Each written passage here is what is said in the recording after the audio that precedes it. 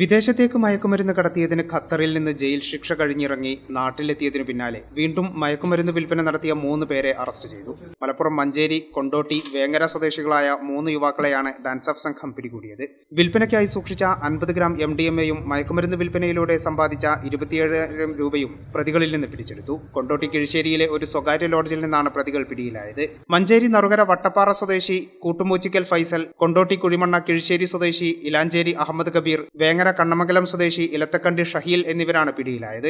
മയക്കുമരുന്ന് തൂക്കി വിൽക്കാൻ ഉപയോഗിക്കുന്ന ത്രാസും ലഹരി കടത്താൻ ഉപയോഗിച്ച കാറും പ്രതികളിൽ നിന്ന് പിടിച്ചെടുത്തു. വിദേശത്തേക്ക് ലഹരിമരുന്ന് കടത്തുന്നതിനിടെ ഖത്തറിൽ പിടിയിലായി 5 വർഷത്തോളം മൂവരും ജയിലിലായിരുന്നു. 2 വർഷം മുൻപാണ് ശിക്ഷ കഴിഞ്ഞ് നാട്ടിലെത്തിയത്. പ്രതികളെ വിശദമായി ചോദ്യം ചെയ്തു വരികയാണ്. മലപ്പുറം ജില്ലാ പോലീസ് മേധാവി R. വിശ്വനാഥിന് ലഭിച്ച രഹസ്യവിവരത്തിന്റെ അടിസ്ഥാനത്തിൽ കൊണ്ടോട്ടി ASP കാർത്തിക് ബാലകുമാർ, SI വാസുദേവൻ ഓട്ടുപാറ എന്നിവരടങ്ങിയ ഡാൻസ് ഓഫ് സംഘമാണ് പ്രതികളെ പിടികൂടിയത്.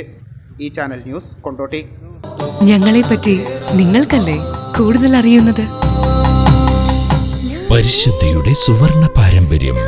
Hayat golden diamonds, Valanchery.